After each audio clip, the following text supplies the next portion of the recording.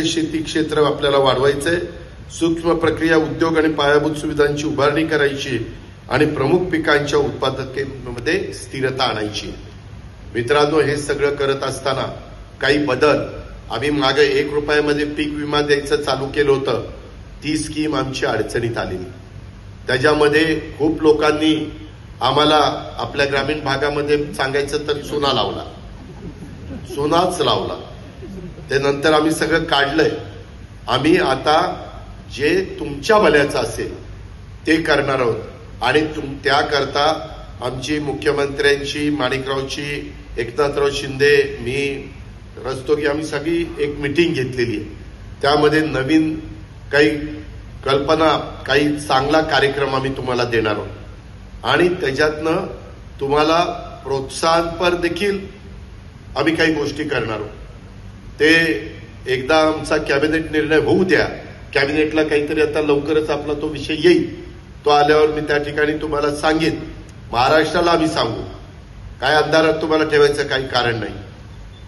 कारण ह्या सगळ्या गोष्टी तुम्हाला विश्वासात घेतल्याशिवाय होऊ शकत नाही। हा जो आराखडा आहे तो आपल्या शेतकऱ्यांच्या भवितव्याचा आहे, तुमच्या समृद्धीचा आहे, जिल्ह्याच्या विकासाचा आराखडा आहे। या आराखड्याच्या माध्यमातून आपल्या जिल्ह्यातल्या विशिष्ट भागात विशिष्ट पिकांचं क्लस्टर पद्धतीनं लागवडीला चालना देण्यात येणार आहे।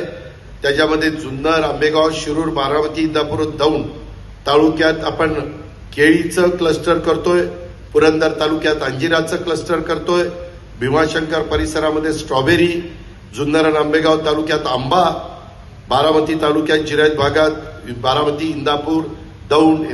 तर शेतकरी मित्रांनो, आपण या ठिकाणी देखील पाहिलं की उपमुख्यमंत्री अजितदादा पवार यांच्याकडून पुन्हा एकदा 1 रुपयात पीक विमा योजनेबद्दल पुनरुच्चार करण्यात आला आहे आणि ही योजना सबशेल फेल झाल्याचे देखील त्यांच्याकडून सांगण्यात आलं आहे। कारण आपण पाहिलं होतंच की 1 रुपयात पीक विमा असल्याने पुणे असेल, सोलापूर असेल किंवा राज्यातील अनेक जिल्ह्यांमध्ये यामध्ये मोठ्या प्रमाणावर आपण भ्रष्टाचार झाल्याचं किंवा चुकीचं शेतकऱ्यांनी माहिती भरून याचा लाभ घेतल्याचे आपण पाहिले होते। कारण यामध्ये शेतकऱ्यांसाठी सुरू झालेली ही योजना होती आणि यामध्ये फक्त 1 रुपयामध्ये शेतकऱ्यांना पीक विमा मिळत होता।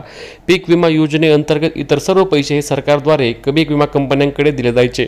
आता या योजनेमध्ये काहीतरी बदल करण्याचे या ठिकाणी पुन्हा एकदा सुतोवाच उपमुख्यमंत्री अजितदादा यांनी केले आहे आणि याबद्दल लवकरच राज्याचे कृषी मंत्री माणिकराव कोकाटे, मुख्यमंत्री देवेंद्र फडणवीस आणि त्यांच्यासोबत आम्ही अशी बैठक घेऊन याबाबत लवकरच आम्ही नवीन धोरण देखील या ठिकाणी जाहीर करू असे देखील सांगण्यात आलं आहे। याबद्दल तुम्हाला काय वाटतं की पीक विमा योजनेमध्ये काय अपडेट व्हावे किंवा सरसकट पैसे द्यावेत का, हे आम्हाला कमेंट करून नक्की सांगा आणि ही अत्यंत महत्त्वाची व्हिडिओ जास्तीत जास्त शेतकरी बांधवांपर्यंत पोहोचवायला विसरू नका। कारण 1 रुपयात पीक विमा योजना आता लवकरच बंद होईल हे या ठिकाणी दिसत आहे। ही व्हिडिओ शेअर करायला आणि आपल्या चॅनलला सबस्क्राईब करायला विसरू नका। भेटूया पुढच्या व्हिडिओमध्ये। तोपर्यंत जय महाराष्ट्र शेतकरी बांधवांनो।